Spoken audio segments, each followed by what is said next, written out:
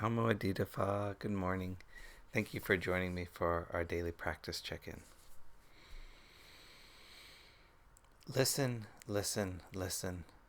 This beautiful sound invites us back to our true home.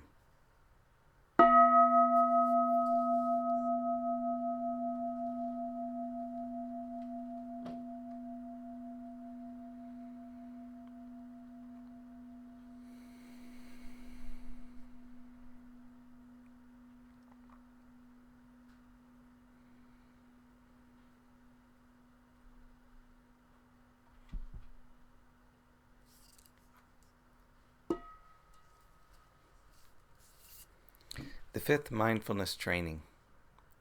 Aware of the suffering caused by unmindful consumption, I vow to cultivate good health, both physical and mental, for myself, my family, and my society, by practicing mindful eating, drinking, and consuming.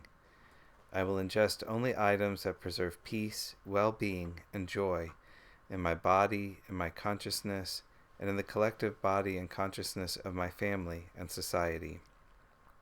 I am determined not to use alcohol or any other items that contain toxins, such as certain TV programs, magazines, books, films, and conversations.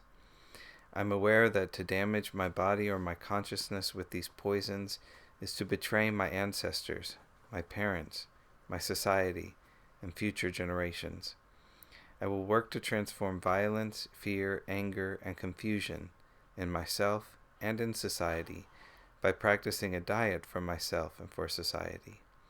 I understand that a proper diet is crucial for self-transformation and the transformation of society.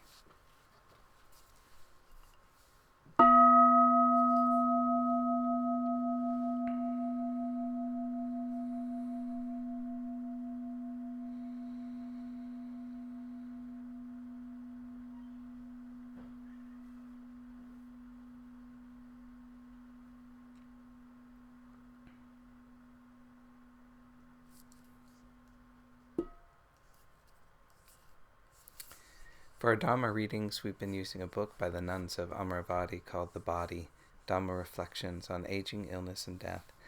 And this morning we're reading a very brief excerpt from Ajahn Metta's talk on the gradual path. And she's been describing the types of desire in the Second Noble Truth. We also know vibhavatana very well. I usually experience it when I'm in a situation that I don't want to be in. I'll share an example of this with you. One of our practices is to go on alms round. I was with another sister in a town near Chithurst, one of our monasteries. It was cold, and we were standing there, waiting to see what would happen. Suddenly, an elderly woman approached us and started to shout at us, "Why don't you work? What are you doing here? You look healthy. Why do you waste your time doing this?" It was very embarrassing. I just had to go to my heart and say, okay, just be with this right now. Just open up. It doesn't feel great, but it is just like this. It was one of those moments where you would not like to be, to just evaporate and disappear into thin air. Of course, we couldn't explain to her what we were doing. She simply had her own views on this. I'm sure you can all think of similar situations of feeling humiliated or exposed. Sometimes we do it to ourselves. We can put ourselves into a situation like this just by saying the wrong thing, or perhaps saying the right thing at the wrong time. I think we all know that this is one of the experiences of suffering.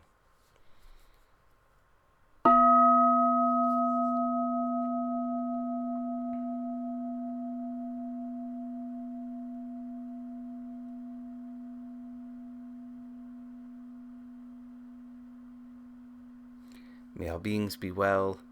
May all beings be happy. May all beings be peaceful. Sadhu, sadhu, sadhu. Thank you for joining me this morning.